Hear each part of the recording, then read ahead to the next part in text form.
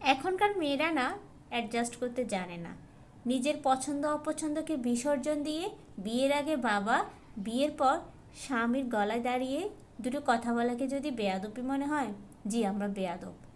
বিয়ের পরে সারা দিন ঘাম জড়িয়ে পুরো পরিবারের জন্য হাসি মুখে রান্না করে সবাইকে খাইয়ে নিজে খেলো কি না খেলো, সেটাকে যদি আপনার স্যাক্রিফাইস মনে না হয়, তাহলে স্যাক্রিফাইস করতে জানি না আমরা। সন্তানের মুখের দিকে তাকিয়ে সংসারটাকে বাঁচাতে দিনের পর দিন মার খেয়ে স্বামী সন্তানের জন্য সংসার করে যাওয়াটাকেও যদি স্যাক্রিফাইস মনে না হয়, স্যাক্রিফাইস করি না আমরা। বছরের পর বছর মুখ থুবড়ে নিজের রঙিন জীবনটাকে সাদা কালো করে দেওয়াকে কিচ্ছু মনে হয় না। আর একটা দিন কথা বলতে গেলে ওই মেয়েটা হয়ে যায় বেয়াদব। জি আমরা বেয়াদব। সমাজ তো মেয়েদেরকে সে আগে থেকেই বেয়াদব বানিয়ে রেখেছে, দোষী বানিয়ে রেখেছে। তো দু একটা উচিত কথা বললে তারা তো আরও দোষী হবে, তাই না?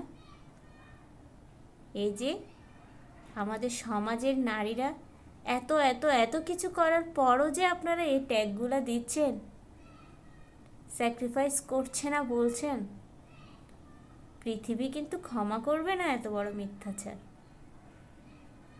কোন মেয়ে স্যাক্রিফাইস করে না বলেন তো? সব স্যাক্রিফাইস কি মেয়েদের করতে হবে? সব অ্যাডজাস্টমেন্ট কি মেয়েদের জন্য? তাহলে আমরা স্যাক্রিফাইস করি না, আমরা অ্যাডজাস্ট করি না। হ্যাঁ আমরা দোষী, আমরা স্যাক্রিফাইস করি না। সবাইকে বলবো, নারী পুরুষ নিজের পাশের সঙ্গীটাকে ভালো করে দেখুন, কোনো কাজকে ছোট করে দেখবেন না। হোক সে বাইরে গিয়ে চাকরি করছে না বলে তাকে খোঁচা মেরে কথা বলবেন না। সে কিন্তু আপনার সংসার, আপনার সন্তানের জন্য হয়তো বা চাকরিটা করতে পারছে না। আবার যারা চাকরি করে এসেও কিন্তু তাকে আপনি দুদণ্ড শান্তি দিচ্ছেন না।